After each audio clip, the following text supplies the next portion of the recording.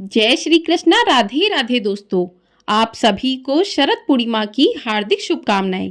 आप सभी पर माँ लक्ष्मी और भगवान विष्णु की कृपा सदैव बनी रहे। आज की वीडियो में हम जानेंगे कि साल 2024 में शरद पूर्णिमा कब मनाई जाएगी, कब व्रत किया जाएगा, स्नान दान कब किया जाएगा, भगवान श्री सत्यनारायण का पूजन कब किया जाएगा और चंद्रमा कब उदय होगा, चंद्रमा में खीर रखने का समय क्या रहेगा। तो आप सभी लोग वीडियो में बने रहिएगा और वीडियो को पूरा ज़रूर देखिएगा।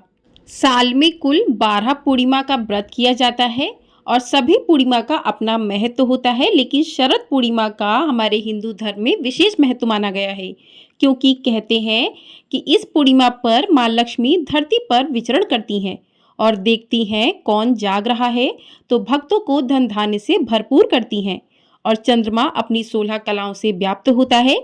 कहते हैं कि इस दिन अमृत की वर्षा होती है, तो इस दिन जो भी लोग खीर बनाकर रखते हैं उस खीर में अमृत बरसता है और उस खीर को खाने से शरीर के रोग समाप्त होते हैं।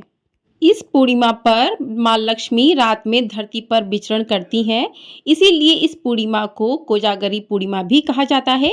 तो इस साल बहुत ही असमंजस की स्थिति बनी हुई है कि पूर्णिमा कब मनाई जाए, कब पूर्णिमा का स्नान दान करना चाहिए और खीर कब रखना चाहिए। तो सभी कंफ्यूजन दूर होने वाले हैं। आप लोग वीडियो को पूरा ज़रूर देखिएगा। पहले बात करते हैं कि इस दिन आपको पूजा किस प्रकार से करनी चाहिए। तो शरद पूर्णिमा के दिन सुबह उठकर स्नान आदि कर लें, घर के मंदिर को साफ कर लें, माता लक्ष्मी और श्री हरि के पूजन की तैयारी करें। एक चौकी लें, उस पर लाल या पीले रंग का वस्त्र बिछाएं, उस पर माँ लक्ष्मी विष्णु जी की मूर्ति स्थापित करें। और शरद पूर्णिमा में माता लक्ष्मी के पूजन का विशेष महत्व होता है। उनके 8 रूप हैं, जिसमें धन लक्ष्मी, धान्य लक्ष्मी, राजलक्ष्मी, वैभव लक्ष्मी, ऐश्वर्य लक्ष्मी, संतान लक्ष्मी, कमला लक्ष्मी एवं विजय लक्ष्मी है। तो माँ लक्ष्मी का पूरे विधि विधान से पूजन करना चाहिए। कहते हैं कि इस पूर्णिमा पर माँ लक्ष्मी देखती हैं कि किन घरों में उनके आगमन की तैयारी हो रही है, कौन जाग रहा है। तो इस प्रकार से माँ लक्ष्मी उन भक्तों पर अपनी कृपा बरसाती हैं। आइए अब जान लेते हैं कि पूर्णिमा तिथि कब से प्रारंभ हो रही है और कब समाप्त हो रही है। तो पूर्णिमा तिथि प्रारंभ होगी 16 अक्टूबर बुधवार रात्रि 8:40 से और पूर्णिमा तिथि की समाप्ति होगी 17 अक्टूबर गुरुवार शाम 4:55 पर। तो पूर्णिमा तिथि जो है 16 अक्टूबर की रात्रि से लग रही है 8:40 से और 17 अक्टूबर की शाम को 4:55 पर समाप्त हो जाएगी। ऐसे में अगर देखा जाए तो पूर्णिमा उदय तिथि के अनुसार 17 अक्टूबर को मनाई जाएगी और जो रात्रि व्यापनी पूर्णिमा है वो 16 अक्टूबर को मनाई जाएगी। यानी कि रात्रि में जो पूर्णिमा तिथि प्राप्त हो रही है वो रात्रि व्यापनी पूर्णिमा जो है वो 16 को मनाई जाएगी। तो 17 अक्टूबर को जो है आप व्रत कर सकते हैं, पूर्णिमा का स्नान दान कर सकते हैं और इसी दिन से कार्तिक स्नान प्रारंभ हो जाते हैं। तो आप 16 की रात्रि में खीर बनाकर रख सकते हैं और 17 को जो है आप व्रत कर सकते हैं, स्नान दान कर सकते हैं, क्योंकि उदया तिथि के साथ पूर्णिमा तिथि हमें इसी दिन प्राप्त हो रही है। तो इस दिन सुबह की समय पूजा का मुहूर्त रहेगा 5:08 से 6:23 तक। शाम की पूजा का शुभ मुहूर्त रहेगा शाम 5:49 से 7:05 तक। अभिजीत मुहूर्त रहेगा 11:49 से लेकर 12:35 तक का और गोधूली बेला रहेगा शाम 5:49 से 6:14 तक का।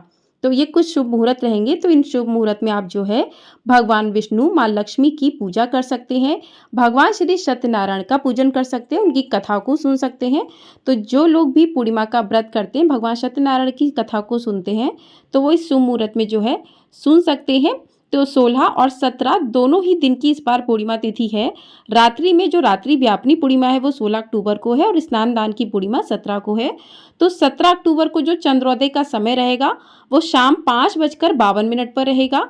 तो शाम को 5:52 पर चंद्र जो है उदय होगा 17 अक्टूबर को। तो इस दिन आप चाहें तो जिसने 16 अक्टूबर को खीर नहीं रखी है तो इस दिन आप थोड़ी देर के लिए खीर रख सकते हैं। और 16 अक्टूबर की बात करें तो 16 अक्टूबर को चंद्रोदय होगा शाम 5:04 पर और उसके बाद 8:40 से पूर्णिमा तिथि लगेगी। तो 16 अक्टूबर को जो है आपको पूरी रात पूर्णिमा तिथि प्राप्त होगी। तो इस दिन आप खीर रख सकते हैं। और खीर आपको किस प्रकार से बनानी है, खीर में क्या क्या डालना है, खीर किस प्रकार से रखनी है, आइए सारी बातें जान लेते हैं। तो शरद पूर्णिमा की रात खुले आसमान के नीचे खीर रखना बहुत ही शुभ माना जाता है, क्योंकि इस दिन चंद्रमा 16 कलाओं से परिपूर्ण होता है। तो इस दिन आप खीर जो है 8:40 के बाद ही रखें, क्योंकि 8:40 के बाद ही पूर्णिमा तिथि प्रारंभ हो रही है। तो मान्यताओं के अनुसार दूध का संबंध जो है वो चंद्रमा से माना जाता है, इसलिए इस दिन दूध से संबंधित चीजें चंद्रमा की रोशनी में रखने से वह अमृत के समान हो जाती हैं। इस दिन खीर रखने से सकारात्मक ऊर्जा से भरपूर हो जाती है। इसके अलावा माँ लक्ष्मी को दूध की खीर अति प्रिय होती है। इसी कारण इस दिन माँ लक्ष्मी को खीर का भोग भी लगाया जाता है। तो खीर आप गाय के दूध, चावल और खीर में इलायची अवश्य डालें। तो इस प्रकार से आप खीर बनाकर चंद्रमा की रोशनी में रखें, फिर उस खीर का भोग जो है माँ लक्ष्मी को लगाएं और प्रसाद के रूप में घर के सभी सदस्यों को वो खीर दें। वो खीर जो है एक औषधीय रूप ले लेती है। उस खीर को खाने से व्यक्ति के शरीर का जो पित्त दोष है वो समाप्त हो जाता है। तो इस प्रकार से ये अमृत के समान खीर होती है। तो इस दिन खीर को प्रसाद के रूप में अवश्य ग्रहण करना चाहिए।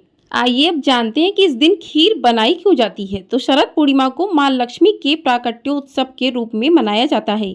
मान्यता है कि इस दिन धन की देवी माँ लक्ष्मी समुद्र मंथन से उत्पन्न हुई थी। इसके साथ ही द्वापर युग में भगवान कृष्ण ने शरद पूर्णिमा की धवल चांदनी में महारास किया था और इससे प्रसन्न होकर चंद्रमा ने अमृत वर्षा की थी। मान्यता है कि शरद पूर्णिमा की रात को चंद्रमा अपनी 16 कलाओं से परिपूर्ण होकर अमृत वर्षा करता है।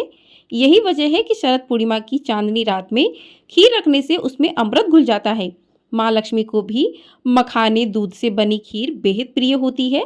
आप चावल की भी खीर बना सकते हैं। यह भी एक वजह है कि शरद पूर्णिमा यानी माँ लक्ष्मी के जन्मोत्सव पर उनकी प्रिय खीर का भोग लगाकर प्रसाद के रूप में खाने से माँ लक्ष्मी प्रसन्न होकर अपने भक्तों को आशीर्वाद देती हैं। आइए अब जानते हैं कि शरद पूर्णिमा को कोजागरी पूर्णिमा क्यों कहा जाता है। बिहार और पश्चिम बंगाल में कोजागरा व्रत मनाया जाता है। कोजागरा का अर्थ है कौन जाग रहा है। तो इस दिन लोग रात को जागकर माँ लक्ष्मी की पूजा करते हैं। मान्यता है कि जो इस रात जागता है माँ लक्ष्मी उसके घर समृद्धि का आशीर्वाद देती हैं। इस दिन को शरद पूर्णिमा भी कहते हैं। मान्यता है कि इसी दिन माँ लक्ष्मी का जन्म हुआ था। कोजागरा व्रत की रात में माँ लक्ष्मी की पूजा के बाद मखाने और बताशे का प्रसाद बांटा जाता है। रात में लोग कौड़ी भी खेलते हैं। माना जाता है कौड़ी समुद्र से उत्पन्न हुई थी और देवी लक्ष्मी को अति प्रिय होती हैं, इसलिए इनकी पूजा में कौड़ी भी अर्पित की जाती है।